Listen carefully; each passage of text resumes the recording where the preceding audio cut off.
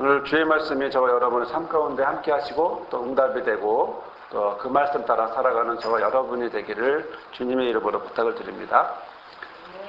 이야기가 하나 있는데요. 형제가 있습니다. 그 형제가 걸어가고 있었어요. 근데 가서 보다 보니까 좋은 차가 있는 거예요. 멋진 차가 있어요. 그럴 때 동생이 먼저 얘기했어요. 나 저 차 갖고 싶다. 이렇게 이야기를 했어요. 그럴 때 형은 속으로 생각했습니다. 저런 차를 사주는 형이 돼야지. 이렇게 생각을 했어요. 여러분들은 이 두 사람의 모습, 같은 형제이지만, 한 형제이지만 이 두 사람의 모습 중에 어떤 모습이 더 원하시나요? 어떤 모습으로 살았으면 더 좋겠다라고 하는 생각을 하시나요? 어떤 분은 동생처럼, 어떤 분은 형처럼이라고 말할 수 있겠죠. 자, 이야기는 이번 주에 제가 어느 자매를 우연히 만나서 이야기를 하는 중에 그 자매가 어릴 적 주일학교에서 설교를 들었는데 그 설교 때 들은 예화예요. 그러니까 한 20년 된 거를 지금도 기억하고 이야기하고 있는 걸 보면 굉장히 그 자매에게 있어서는 인상적인 그런 예화였겠죠. 그때 그 자매는 이렇게 생각했답니다. 나는 그 형처럼 돼야지. 저 차를 사줄 수 있는 형이 돼야지. 이렇게 생각을 했대요. 하지만 나이가 들고 시간이 들어서 지금 왔지만 그러나 자기의 형편은 그렇게 차를 사줄 만한 형편은 아니라고, 그렇게 원하는 대로 줄 수 있는 그런 형편은 아니라고 그렇게 이야기합니다. 하지만 동시에 가족들이 요청을 하면 그것을 거절하지도 못하고 그때그때마다 자기의 하나하나를 다 주는 그런 삶을 살고 있다고. 하지만 그 문제는 뭐냐면 그로 인해서 내가 기쁘냐? 아니라는 거죠. 나는 그것이 기쁘지 않습니다. 이렇게 그 자매는 이야기하더라고요. 자, 그러면서 자매가 저에게 해준 이야기는 뭐냐면 자신에 대해서 이야기를 했는데 그건 자신은 선택하는 것이 참으로 어렵답니다. 선택이라고 할 때 그 선택을 훈련받지도 못했고 항상 자기가 선택할 때는 이미 다른, 아니면 엄마 아빠가 미리 다 선택해서 너 이거 해. 너는 언니잖아. 너는 첫째잖아. 뭐 이렇게 하면서 동생에게는 해주지만 자기에는 이런 다 양보하는 선택을 강요했다고 그렇게 이야기를 했습니다. 그렇다 보니 선택을 훈련받지 못하고 또 현재 이러다 보니까 결국에는 선택이라고 하는 것이 낯설고 그때그때마다 힘들다라고 표현을 하더라고요. 그리고 항상 그렇게 선택을 하지 못하다 보니까, 항상 선택에서 밀리다 보니까 현재 자기는 여기에 이렇게 있다고 그렇게 이야기를 합니다. 그러면서도 자기 자신에게 위안이 되는 한마디를 하는데 그래도 이렇게 사는 것은 괜찮은 것 같아요 라고 이야기를 하더라고요. 저는 그 이야기를 들으면서 자매에게 다시 질문을 하기 시작했습니다. 만약에 지금 이렇게 살고 있는 모습이 괜찮다면 5년 전에, 10년 전에도 지금 이렇게 살 거라고 생각을 했다면 만족했을까요? 그대로 왔을까요? 또 하나 반대로 지금 이런 모습으로 살아가지만 반대로 10년 뒤, 20년 뒤에도 당신은 지금의 이런 모습에 과거의 내 10년, 20년 전의 삶의 모습을 만족합니다 라고 말하겠나요? 자, 방금 자매는 지금 이렇게 사는 것도 괜찮아요 라고 얘기했거든요. 그런데 바로 나오는 대답은 아니요. 아니라는 겁니다. 지금 이렇게 사는 모습이지만 그러나 5년 전, 10년 전에 만약에 알았다면 자기는 그렇게 살지 않았을 거라는 거죠. 또 10년 뒤에 어떤 생각을 하게 될지 예상이 되니까 아니라는 거예요. 그렇다면 방금 말한 이렇게 사는 것도 괜찮은 것 같아요 라고 말했던 것은 정확한 자기를 보고 있는 게 아니라는 거죠. 자, 그렇게 이야기를 하면서 그러면 어떻게 하겠냐라고 했더니 하지만 그때는 상황이 그랬어요. 하지만 그때는 어쩔 수 없었어요. 그러다 보니까 제가 무엇을 얘기했겠습니까? 저도 목사하다 보니까 지난주에 했던 설교를 그 자매와 이제 이야기를 하게 된 겁니다. 그것이 나의 현실이라고 말하지만 현실은 우리가 상황이라는 것과 구분해야 된다. 자, 상황이라는 것과 구분할 때 상황은 영어로 보면 situation이고 또 현실이라고 하는 것은 actuality인데 요 뒤에 거는 명사로 만드는 거 이제 빼고 앞에 세 글자, 알파벳 세 글자, sit과 act라고 하는 이 두 단어를 보자. 상황은 놓여져 있는 것이다. 그런데 현실은 뭐다? act, 움직이게 하는 거다. 결국 당신이 말하고 있는 상황은, 당신이 말하고 있는 현실은 현실이 아니고 상황이었다는 거죠. 상황을 나열한 거죠. 이렇게 해서 저렇게 해서 내가 하고 싶었던 것들을 포기할 수밖에 없고 동생에게 밀리고 엄마 아빠에게 다 양보하는 그런 삶을 사는 것이 나에게는 현실이었다고 하지만 그것은 상황이었고 그런 상황으로 인해서 당신은 무엇을 선택했다? 무엇을 바라봤다? 액트라고 하는 현실을 바라보는데 그것이 어디로 갔냐 하면 어디로 간다고요? 안 되는 것을 미루는 것을 양보하는 것을 행동했다라고 이야기를 했죠. 사실 자신이 잘 선택을 못한다고 하지만요. 우리는 항상 선택을 해왔어요. 그 선택이 어떤 선택이죠? 내가 원하는 선택이 아니었을 뿐이에요. 상황에 밀려서 나는 그냥 그렇게 선택한 거죠. 양보하는 선택. 아니야, 내가 가질 거야. 아니, 내가 양보한다라고 하는 선택을 한 거예요. 그런데 선택했다라고 느끼지 않고 그냥 이렇게 왔다라고 생각을 하고 있는 건데요. 내가 원하는 선택이 아닌 끌려가는 선택을 하고 있다는 사실을 서로 이야기를 하게 됐습니다. 그래서 저는 다시 물었습니다. 5년 전에 선택하지 못한 것을 지금도 생각하고 있다면 10년 뒤에 그 모습이 10년 뒤에 나의 모습을 바라볼 때 후회하지 않겠느냐. 그렇다면 지금에라도 무엇을 해야겠느냐. 지금 상황은 어떠냐. 그랬더니 지금 상황도 여전히 안 되고 못하는 상황이다 라고 얘기를 해요. 그런데 당신이 하고 싶은 건 뭐냐? 라고 물어봤더니 자신은 공부를 하고 싶다. 다시 학교를 가고 싶다. 더 진학을 하고 싶다. 이렇게 이야기를 하는 겁니다. 상황입니다. 하지만 그가 하고 싶은 액트의 방향은 뭡니까? 공부하고 싶다. 더 진학하고 싶다. 이런 부분인 거죠. 그래서 그는 다시 공부해야겠다라는 생각이 드네요. 다시 상황은 안 되는 상황들을 여전히 10년 전이나 지금은 똑같이 있고 아마 이 상황으로 가면 10년 뒤에 똑같을 것 같은데 그럼에도 불구하고 이 상황에서 내가 할 수 있는 것은 뭘까? 그것은 다시 결심하고 공부해야겠습니다. 이런 생각, 이런 말을 하더라고요. 재미난 생각은요. 몇 년 전에도 제가 그 자매와 이야기할 때도 그는 공부해야겠다라고 이야기했어요. 몇 년 지난 지금도 자매는 공부해야겠다고 얘기하고 있고요. 그렇다면 무엇이 그 상황에서 필요할까요?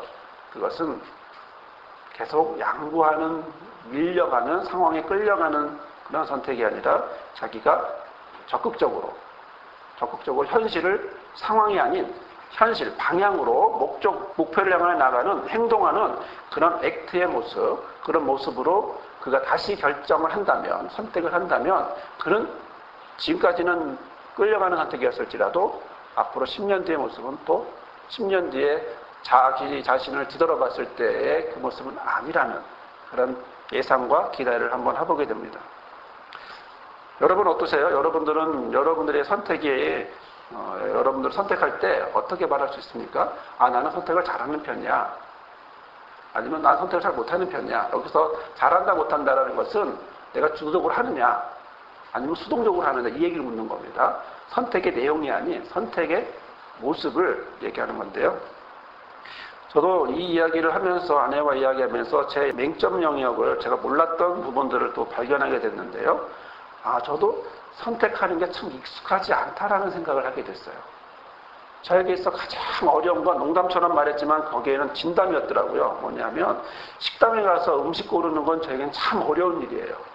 그래서 메뉴에도 없는 메뉴를 시키죠. 아무거나 이런 거죠.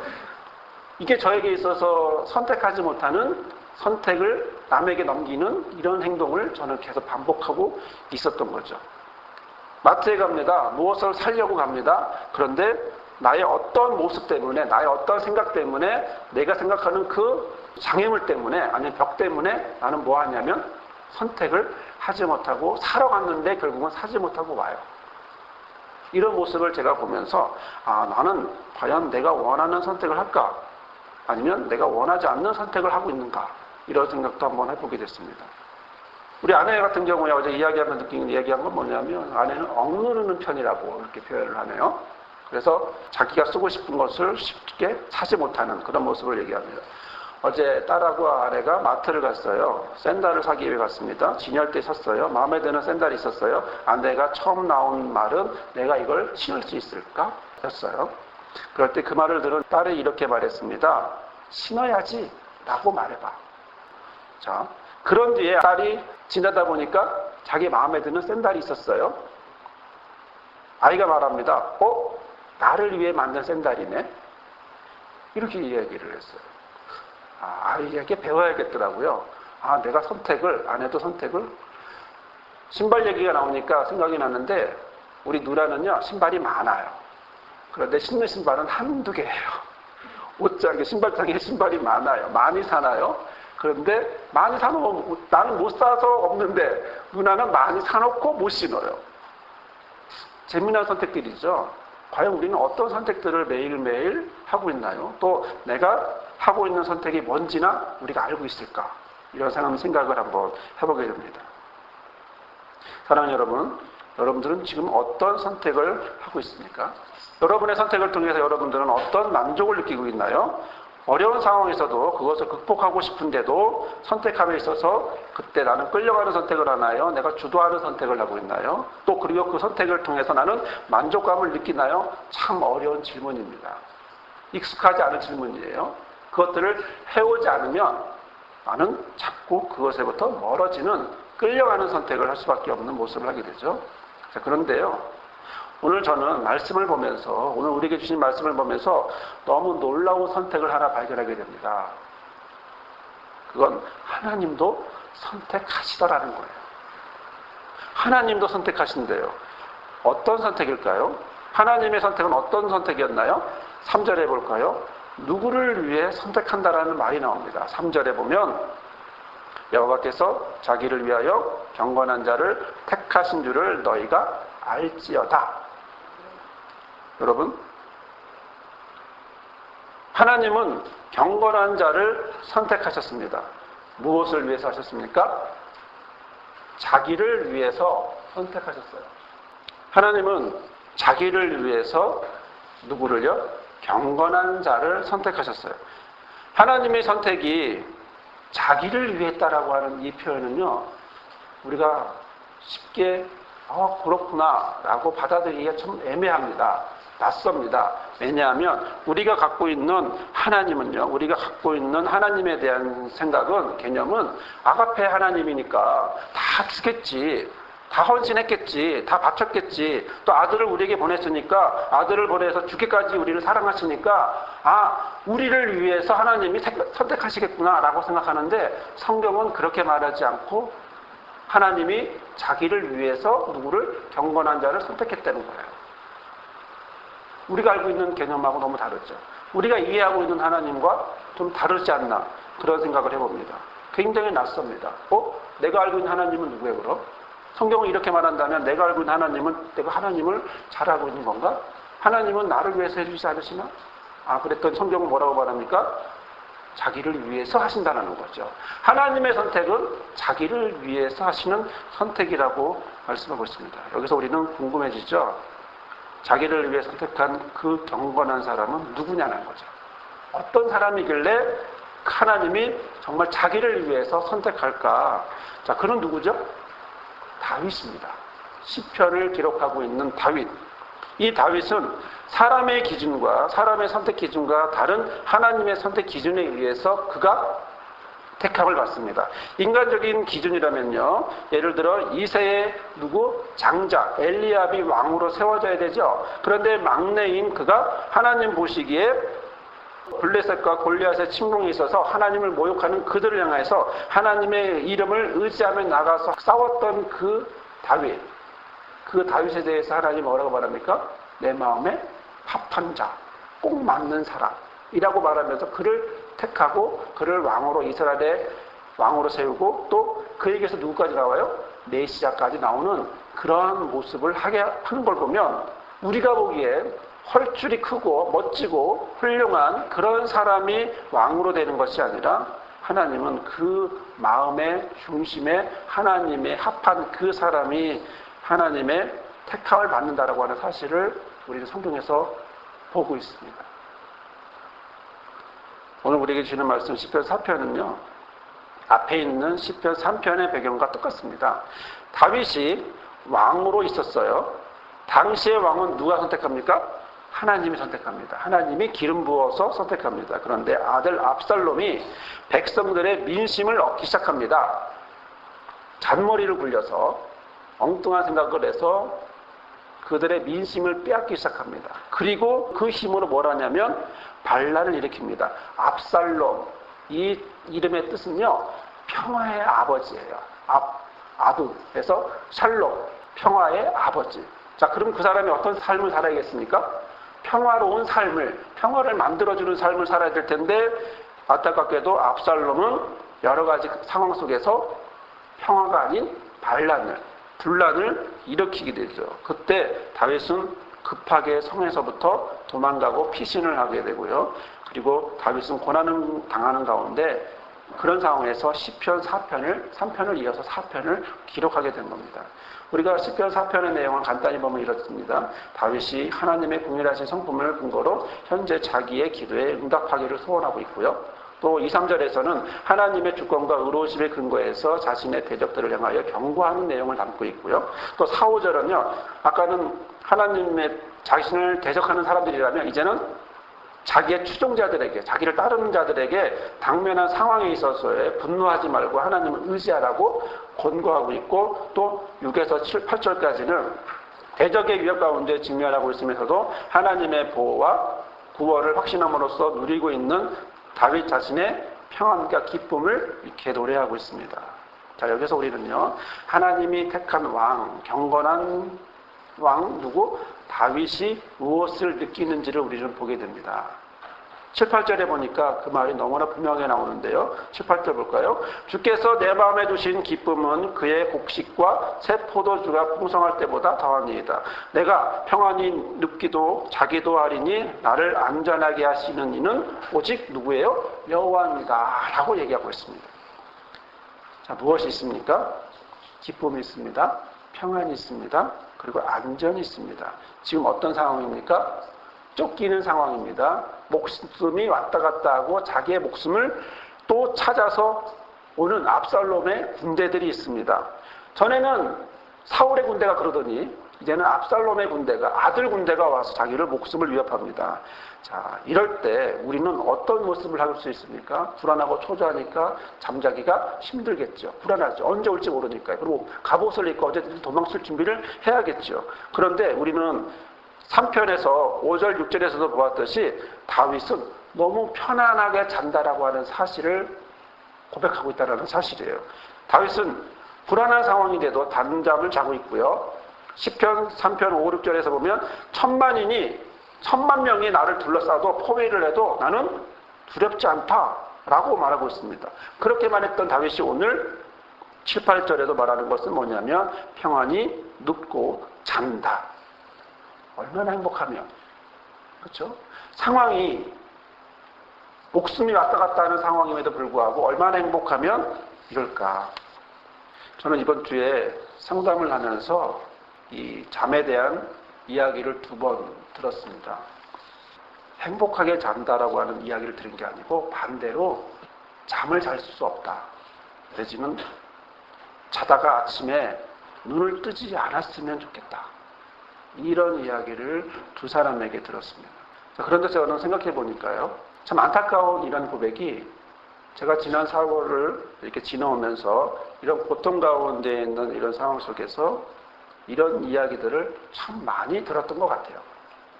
이런 상황 속에서 어떤 분도 아침에 눈을 뜨는 것이 원망스럽다라고 표현하기도 하고 그냥 이대로 감았으면, 신앙인들은 또 이렇게 얘기합니다. 눈을 뜨면 나를 데려가시지 왜 오늘도 눈을 뜨게 했냐고.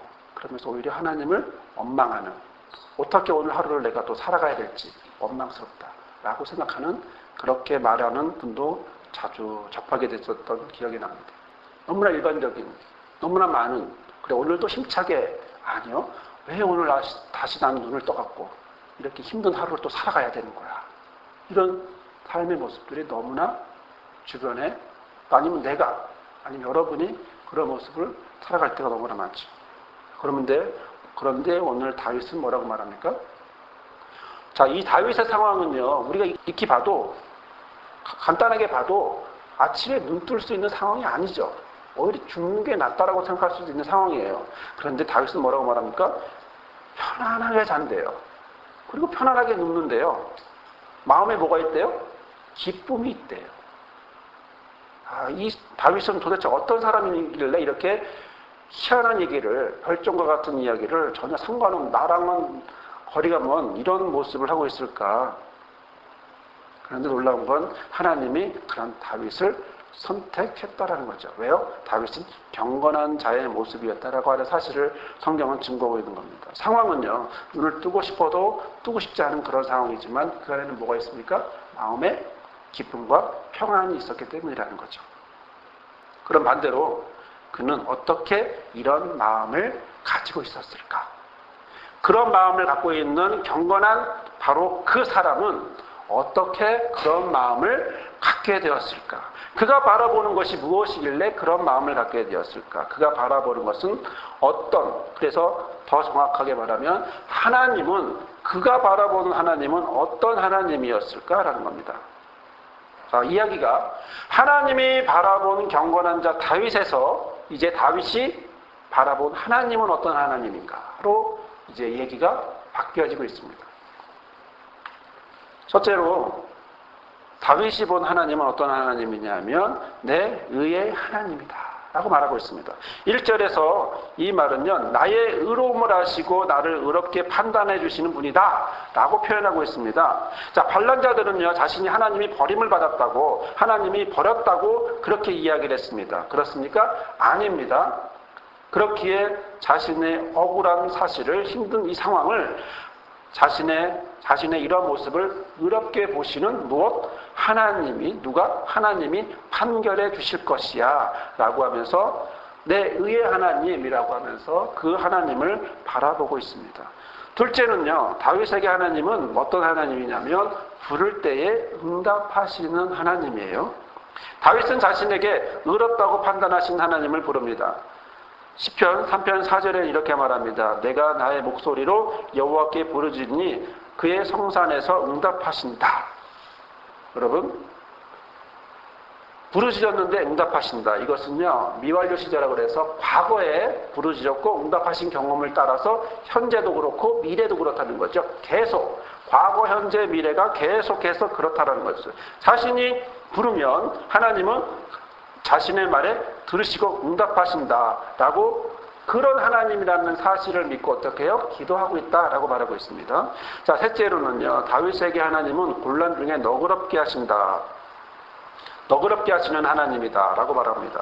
이 곤란 중이라고 하는 말은요, 빠차르라고 하는 말인데요, 상하 좌우에서 꽉꽉 누르는 거예요. 양쪽에서 막 누르는 거예요. 그래서 몸을 옴짝달싹도 할 수 없도록 그렇게 고통스러운 상태예요. 마음이 답답한 상태예요. 고통스러운 상태예요. 그런데 너그럽게라고 하는 이 말은 뭐냐면 라하브라고 하는 말인데 공간을 넓힌다라는 거죠. 여러분, 곤란이 뭐예요? 상하좌우에서 위아래 옆에서 그냥 사방에서 자기를 눌러요. 그래서 자기가 움츠리고 있는데 너그럽게 하시는 건 뭐예요? 펼쳐지는 거죠. 여유로운 거죠. 한 평보다 두 평, 두 평보다는 10평. 이렇게 넓어지는 걸 이야기하고 있는 것입니다. 고난으로 힘들어하고 있는, 옥죄에 있는 자기를 공간적으로나 상황적으로 숨 쉴 수 없는 다윗이 좁아진 입지가 넓어지면서 숨 쉴 수 있는 또 그런 하나님으로 말씀을 하고 있는 거죠. 사실 우리가 삶 속에서 이런 답답함을 많이 느낍니다. 마음에서, 공간에서, 어디서든 이렇게 많이 느끼고 또 옴짝달짝 못하는 이런 상황들을 겪을 때가 많습니다. 하지만 그 하나님이 저와 여러분에게 오셔서 너그럽게 하신다라는 거죠. 넓혀주신다라는 거죠. 아예 몸을 웅크리고 있는 나의 몸을 펴게 하신다는 것입니다. 넷째로 다윗에게 하나님은요, 은혜를 베푸시는 하나님이십니다. 이 은혜를 베푼다라고 하는 이 말은요, 하나니라고 하는 말인데요, 이것은 윗사람이 아랫사람에게 호의를 베풀면서 겸손하게 몸을 굽혀주는 걸 얘기해요. 은혜를 베푼다. 그냥 은혜 받아라. 이게 아니라 숙이시는 거예요. 눈높이를 해주는 거예요. 다윗은 비록 자신이 은혜를 구하는 그런 몸이지만, 그러나 고통 속에서 이렇게 힘들지만, 그런데 하나님 어떻게 해요? 내 삶 가운데 숙이시고 내게 눈높이를 맞추시고, 그리고 그 눈높이를 맞춘 그 하나님이 오셔서 그것을 보시고 품어주시고 공감하시고 은혜를 주신다는 거죠. 어떤 아이가 엄마와 같이 백화점을 갔습니다. 근데 그 아이가 백화점을 갔었는데 재밌게 놀 줄 알았더니 울기만 해요. 왜 울었을까요? 아이가 보는 그 높이에는 아무것도 없는 거예요. 모든 것 다 어른의 눈에는 다 보였지만 아이의 눈에 진열대에 그냥 아무것도 없는 그런 모습만 보게 된 거죠.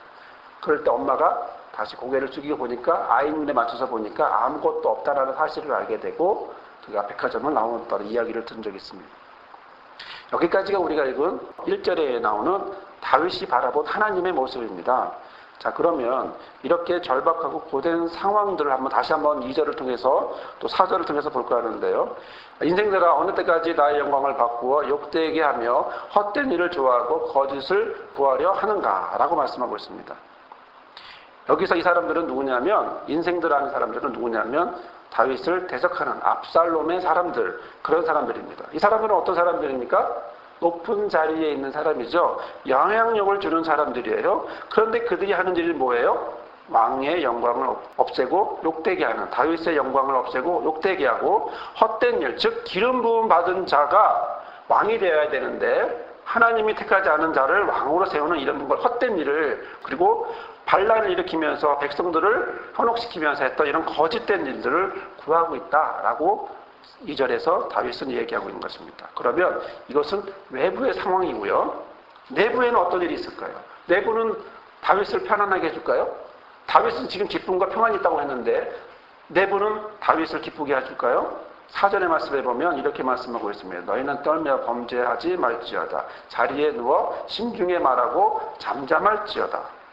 여기서 이 너희라고 하는 사람은 외부의 대적자들이 아닙니다. 누구냐면 다윗을 따라다니고 있는, 같이 피하고 있는 사람들이에요. 자, 여러분 갑작스럽게 지금 피하고 있습니다. 이 사람들의 기분이 어떨까요? 이 사람들의 감정이 어떨까요? 슬프죠. 분노가 나죠. 고통스럽죠. 두려워요. 자, 그런 그들에게 다윗이 뭐라고 말하냐면 떨지만 죄를 짓지 말아라 라고 말합니다. 여기서 떤다라고 하는 이 리그주라고 하는 말은요, 두려움, 슬픔, 분노라고 하는 감정을 얘기해요. 즉 감정 자체를 멈추라는 것이 아니라, 감정이 나쁘다는 것이 아니라 그 감정에서 분노를 낼 수 있겠지만 그것이 어디까지? 죄까지는 가지 말아라 라고 말하고 있는 것입니다. 이게 익숙한 말이죠. 에베소서에 바울이 이렇게 얘기했습니다. 분을 내어도 죄를 짓지 말며 해가 지도록 분을 험지 말라. 이것은 이 시편 4편에 있는 말씀을 그대로 인용한 겁니다. 자, 분노를 품으면 그것이 무엇이 될까요? 자기에게 독이 되고 자기와 다른 사람에게도 해가 되기 때문에 결국에 평안을 누리지 못하죠. 자, 이런 상황에서 다윗이 바라보는 하나님은 다섯째로 어떤 하나님일까 보고자 합니다. 3절에서 보니까요, 자기를 위하여 경건한 자를 택하시는 줄을 아는 그런 하나님이라는 거죠. 경건한 자를 택할 줄 아시는 하나님. 여기서 하나님이 택하시는 경건한 자는 누구냐면 왕이고 다윗이라고 말했습니다. 왕은 하나님이 사람이 세우는 것이 아니라 하나님이 세우는 건데, 여기서 이 경건이라고 하는 것은 하시드라고 하는 말인데, 변함없이 충성과 사랑을 보이면서 신앙의 절개가 변하지 않는 그런 순전한 사람을 이야기하고 있는 겁니다. 경건한 사람이라고 하는 것은 이런 사람 하나님이 택하신다라는 거죠. 6번째로 다윗에게 하나님 어떤 하나님입니까? 부를 때에 들으시는 하나님이다 라고 말하고 있는 거죠. 자, 이것은 1절에도 나오죠. 나의 기도를 들으소서라고 하는 말과 같은데, 자신의 절박하고 힘든 이런 상황 속에서 그가 오셔서 나의 기도를 들으신다는 거죠. 이것은 이시마우라고 하는 말인데, 혹시 여러분 쉐마 이스라엘 이런 말 들어보셨나요? 쉐마 이스라엘, 이스라엘아 들으라. 들어보셨나요? 쉐마, 들으라. 이게 들으라는 거예요. 들으라는 게 그냥 흘려들리는 게 아니라 경청하라는 거예요. 학교 공부를 어떻게 되죠? 흘려듣나요? 경청하나요? 경청하는 거죠. 열심히 듣는 거죠. 우리 엄마들이 애들한테 학교 갈 때 뭐라 그럽니까? 선생님 말씀 잘 들어. 이거는 뭐예요? 경청하라는 거죠. 이 경청이에요. 실제로 우리 교회가 우리가 듣겠습니다라고 말하는 그 표현을 정했지만 이 표현도 뭐냐면 이것도 실제로는 쉐마, 듣겠다라는 거죠. 이 듣겠다라는 것은 단순히 그냥 흘려듣는 단순한 귀를 말하는 것이 아니라 완전히 이해하고 마음으로 수긍하고 합당한 조치까지 취하겠다라고 하는 그런 뜻을 갖고 있습니다. 하나님은 자신을 위해 세운 왕 다윗, 하나님의 뜻 합당한 다윗, 경건하게 살고자 하는 다윗의 기도를 들으실 뿐 아니라 그의 마음을 보시고 필요한 것까지 채워주신다. 그런데 이 시제가 아까도 말했지만 미완료 시제예요. 미완료는 완료되지 않은 거예요. 완료되지 않았다는 게 뭐예요? 계속된다는 거죠. 과거에 그런 것처럼 현재도 그럴 것이고 미래에도 그럴 것이다 라고 말하고 있는 것입니다. 7번째로 다윗이 보는 하나님은 5절에 나옵니다. 의의 제사를 드리고 의지할 하나님이다 라고 말하고 있습니다. 여기서 의의 제사는요, 단순한 동물의 제사를 말하는 것이 아니라 마음을 찢고 통회하는 심령으로 드리는 영적 예배를 말합니다. 하나님을 향하여 소극적이 아니라 적극적으로 관계를 회복시키려고 하고 또 그런 관계 회복을 통해서 하나님을 의지하려고 한다는 거죠. 그래서 시편 51편 17절에는 이렇게 말합니다. 하나님 원하는 제사가 나오는데 하나님께서 원하시는 제물은 깨어진 마음입니다. 깨어지고 짓밟힌 심령을 하나님은 멸시하지 않으십니다. 8번째, 다윗에게 하나님은 주의 얼굴을 들어 비추시는 하나님이다 라고 말하고 있습니다. 6절에 볼까요? 여러 사람의 말이 우리에게 선을 보일 자 누구뇨 하오니 여호와여 주의 얼굴을 들어 우리에게 비추소서. 자, 다윗은 지금 어떤 상황입니까? 위기에 처하고 암울한 상황입니다. 회복하지 못할 것 같고 힘들어하고 목숨이 위험한 상황입니다. 다 다윗에 대한 하나님의 인자하심이 사라진 것처럼 백성들은 느끼고 있습니다. 그래서 백성들은 같이 따라가 다니는 사람들은 말한 겁니다. 우리에게 선을 보일 자가 누구냐? 하나님 어디 있어? 왜 우리가 이렇게 된 거야? 왜 우리는 이렇게 할 수밖에 없는 거야? 하면서 탄식과 불신과 불안이 그들의 입에서 난 거죠. 여러분, 외부의 적보다 더 힘든 건 내부의 사람들이, 자기가 사랑하는 사람들이 그렇게 말할 때예요. 더 힘들어요. 다른 사람의 말은 이해할 수 있지만 내가 정말 사랑하는 사람이 나에게 그런 말을 하면 더 힘들 수밖에 없는 거죠. 주의 얼굴을 들어 우리에게 비추소서. 이것은 그렇지만 그 하나님은 우리에게 다윗에게 자비와 사랑과 은총을 상징하는 표현으로 나타나셔서 또 그런 가운데 혼란과 고통 속에 좌절하고 있지만 그러나 하나님은 선하게 인도하실 거야 라고 누가 믿어요? 다윗은 고백하고 있는 거예요. 그런 하나님이라는 거죠. 다른 사람이 그런다 할지라도 나는 그렇게 바라보고 믿고 있다. 9번째, 다윗에게 하나님은 내 마음에 기쁨을 주시는 하나님이다 라고 말씀하고 있습니다. 주께서 7절에 보면 주께서 내 마음에 두신 기쁨은 그의 곡식과 새 포도주가 풍성할 때보다 낫다라고 말합니다. 여러분, 우리가 언제 만족을 느끼나요? 추수할 때 만족 느끼지 않겠습니까? 우리가 뭐 때문에 어떤 내용에 우리가 많이 힘들어합니까? 없을 때 우리가 많이 힘들어하지 않습니까? 그런데 다윗은 지금 뭐라고 말합니까? 지금 없는 상황이죠. 추수 때가 아니죠. 풍성할 때가 아니죠. 그런데 뭐라고 말해요? 기쁘대요. 우리가 실제로는요, 통곡을 해도 시원치 않은 이런 상황에 다윗은 기쁘다고 말하는 것은 실제로 다윗은 누구를 누리고 있기 때문이라고요? 하나님을 누리고 있기 때문에 그렇습니다. 다윗의 마음에는요, 이러한 기쁨이 있고 끊임없이 하나님과 영적 교제를 하면서 그 기쁨을 간직하고 있고 그 기쁨으로 인해서 외적 상황이나 내적인 모든 것들에 관계없이 그런 것들을 바라보고 있는 거죠. 추수 때문에 우리가 기쁘고 만족하고 있는 것이 아니라 그는 보통 이런 상황에도 어렵고 힘든 절망의 상황에서도 또 궁핍하는 상황에서도 그러나 그는 하나님을 더 아는 것, 하나님을 더 향하여 가는 것에 더 초점을 맞추고 있다는 사실을 보여주고 있는 거죠. 자, 그리스도가 주시는 형용할 수 없는 바로 이런 영적인 풍성함을 깨닫고 누리고 있는 이 다윗의 마음에 우리의 어떤 공허함이 만나서 우리의 공허함도 다윗처럼 그런 평안함이 우리 가운데 있기를 바랍니다. 마지막으로 10번째, 다윗에게 하나님은요, 평안과 안전을 주시는 하나님이에요. 내가 평안히 눕고 자기도 아리니 나를 안전하게 살게 하시는 이는 누구의? 오직 하나님이다. 여호와다라고 말하고 있습니다. 여러분, 우리가 언제 평안을 얻을 수 있습니까? 자, 다윗 같은 상황에서 언제 평안을 얻을 수 있죠? 경호원이 많아야 될까요? 아니면 안전한 곳에 있어야 될까요? 높은 곳에 있어야 되나요?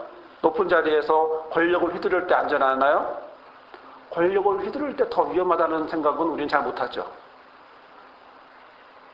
다윗은요, 압살롬의 위협에도 불구하고 불안을 느낄 수밖에 없는 그런 상황에서도, 위기의 상황에서도 뭘 하냐면 절대 신뢰하면서 하나님 안에서 편안하게 자는 거죠. 여러분 사랑하는 남편이 아니면 여러분의 가족이 지금 힘든데, 지금 어려운 상황인데 코골고 자고 있어요. 어떤 마음 드시나요? 깨우고 싶지 않아요? 그냥 확 하고 싶지 않아요? 누구는 자고, 만약에 누구는 안 자고 있다면, 자, 그런데 다윗은 지금 어떤 상황이냐면 잠잘 수 없는 상황인데 잔대요. 평안히 샬롬이죠.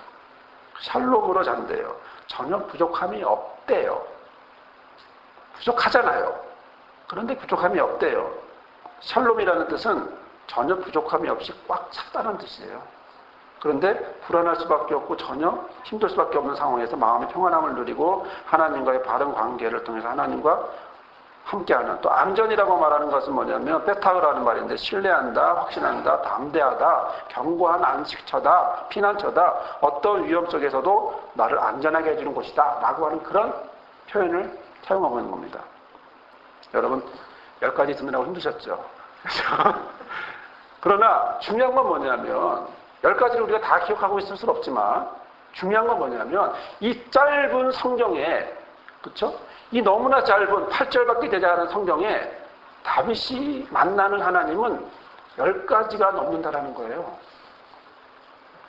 10가지를 다 기억할 수는 없지만, 그러나 우리는 이것을 기억하기를 바라는 건데요. 뭐냐면 나는 지금 어떤 하나님을 만나고 있느냐라는 거죠. 다윗은 고난 중에 있어요. 목숨이 왔다 갔다 하는 그런 상황이에요. 그런데 뭐래요? 하나님을 봐요. 마지막에 뭐라고 말합니까? 마지막에 이는 오직 여호와다 라고 말하는 겁니다.